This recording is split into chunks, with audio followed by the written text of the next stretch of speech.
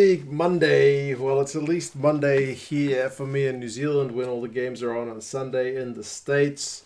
Did a video last week when Alan sent me a package with some jerseys, and I talked about some of the games that I'd seen and kind of first impressions and whatnot. And some of you guys asked to do some kind of regular Major League Rugby coverage. It is going to be tough because there's a lot of rugby on, I'll be honest. And most of these games are on a Monday at work. But I did manage to get a little bit of rugby in, despite the fact that I was at my day job today. That one I watched the majority of, the Old Glory and Seattle game. Someone in the comments had recommended to watch that one because the tickets had sold out prior to the game. So I will talk about that one a little bit. And I also watched the majority. This was yesterday when I was at home. I had it kind of on in the background as I was doing a bit of stuff. So again, don't quote me on anything I say here too hard. But the Rugby New York game against Austin. The other ones I have seen the results, but none of which I have seen even a minute of the game. So I will leave it to you guys to fill me in. So rather than being like kind of the review, preview stuff that I do, I figure we'll just do a little bit of a quick chat on what I saw, and you guys can let me know what went on with the other games, and even the games that I saw, because there's definitely stuff that I missed. It was interesting this week as well, because I read on Twitter, Major League Rugby's got like 6 or 7 pundits that do predictions. They're all kind of, I guess, well known in the American rugby scene. And all of them, across the board, picked exactly the same results for this week, which is phenomenal given there's like 6 games on and like 6 or 7 people predicting every game they said was going to go the same way. So Utah against New England. New England coming off that opening victory last week and Utah having the loss. New England was predicted to lose that one by the pundits. Sorry, to win by the pundits, and they ended up losing 39 points to 33, which seems like it was a pretty good game. I haven't seen any of it, but that's a pretty tight result, which is nice. And last week I actually mentioned that none of the games were close. Well, I must have got part of my wish answered, because the games this week, there were a fair few close ones.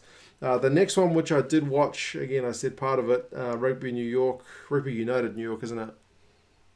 Yes, Rugby United New York against the Gilgronis.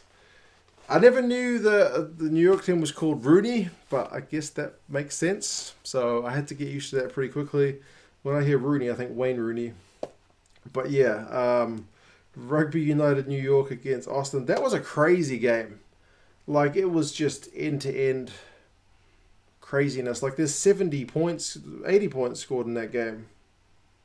80 points, 49 points to 31. The good thing I'll say about the Gilgronis is they didn't give up, because they were getting hammered at times, but they would still at least come back and score some points. So it was pretty entertaining. That game had Matthew Bastero at number 8. It's not his first time in the loose forwards, but it's not his like international position or anything. So that was interesting. I had my eyes on him a bit. But also that guy, Troy Lockyer, man, he got 2 tries. So pretty good stuff from him in that game as well. So yeah, it's good to see some of the players that if not watching these games, I definitely wouldn't have seen. But that game, in terms of just pure entertainment, it never looked like Austin were going to win. But it did have a bit of end-to-end kind of stuff. The crowd, that game was in Vegas again. The crowd wasn't that flash. And I heard there were some other games in Vegas that weekend. I'm not sure what their attendances were like, if they were any better on the Sunday, because I haven't seen any of the games. But hopefully they had the commissioner there, and he spoke about the growing game, which was kind of cool, and even hinted that maybe Vegas would get their own franchise at one point. The next game, Toronto against Houston. The pundits got that one right, but it was 27-22, so it was a pretty tight one, which is good, because tight game is what you like. If there's anything to see in that game, do let me know, because I haven't seen a single second of it. Old Glory DC against Seattle. What a nice crowd, man.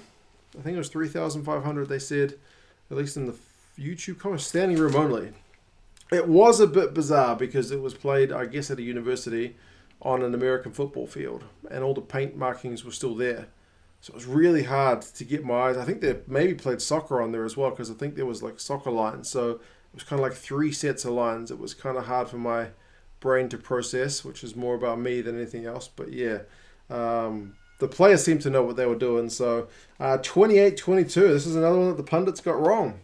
They said that Seattle was going to win this one, and Seattle was none from 2 now, which is pretty disappointing for the two-time defending champions. So this season needs to get underway pretty quick, smart. The Beast, he played, and he was very popular. The commentators mentioned him a lot, which kind of makes sense because he's the biggest name player in that team. Like I said, good crowd. Interesting to see Seattle going for so many penalties. Like a lot of their points were scored via the boot. At one point, the ref showed one guy a red card, but he actually meant yellow. That was after Mungo's break. Mungo Mason. I don't know if I've heard his name before, but it's a pretty unique name, at least to me. Mungo. He was an exciting player from what I saw of him. Had a huge line break, had some real gas. Like for a number 7, very, very pacey player. I did read some up about him after the game, and apparently he played 7, so there you go, it kind of makes sense. But he was very entertaining, got brought down after a big line break. But yeah, it was a pretty tight game. Seattle did go on the lead, but DC came back and took it. So that was an encouraging one. Really nice crowd. Bizarre painting with the meters and all that stuff, yards. That was a bit weird. But other than that, very, very encouraging start for their first home game. So very cool. Very cool. The other games were San Diego against Colorado, 49 points to 22. That's a bit of a hiding, and aren't they looking dangerous? They are looking like the team to beat this year. Haven't seen a second of it, and the pundits did get that one right, kind of not surprising. And then NOLA against ATL. ATL with a 22 points to 10 win. You better believe the pundits did not pick that one correctly. So really nice in that it's a league where the pundits can get half of them wrong. And like Seattle Old Glory was 28-22. Toronto Houston was 27-22. Utah New England was 39-33. So 3 games that were indeed very, very tight. The other ones, Rugby New York, pretty comfortable. San Diego, a bit of a blowout. And ATL over NOLA. Couple of scores in that one. But yeah, still pretty entertaining stuff from what I've seen. Like I said, I haven't seen any of the other games, so if there's any highlights worth checking out, do let me know. Otherwise, I might just do that in my spare time.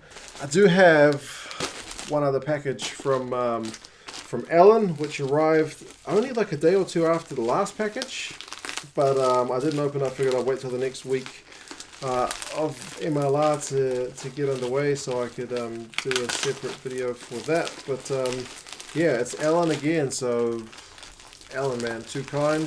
Hope you're enjoying the MLR stuff because it's been pretty good for me to get into. This is another one with multiple things in here. Right. Ellen has sent me some more jerseys. So I will I'll crack this open if I can figure out where to open it. I'll just rip the plastic. This one, there's a bin going up my driveway. No gold. Very, very smart, man. I don't know many teams that wear that kind of pattern. That's pretty cool. A lot of these jerseys have got the stuff at the back, like the Austin one, which I've got, which is a herd one. Before they switched to Gogrones, has got like the Texan flag at the back. The San Diego one's got the US flag. So there's a lot of different little designs on the back of these jerseys, which make them just that kind of little bit personalized. And interesting, this one is flat. It's part of the jersey rather than an embroidered logo. But NOLA Gold, that's awesome, even if they didn't have a win. And this other one, this one is Toronto. They did have a win. They've got a Canadian flag, which kind of makes sense. Toronto Arrows. Very, very slick, man. Very cool. I'm not a huge fan of the Maple Leafs, but I'll definitely take the Arrows, man. They're doing pretty well this season. They're 2 from 2. So, yeah, looking pretty good. Thank you so much again, Ellen. I look forward to doing a little bit more of this MLR Monday stuff.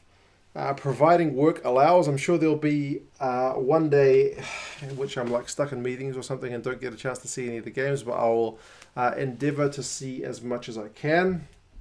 You guys do let me know your thoughts on some of the other games, and yeah, I'll talk to you again soon. See you later.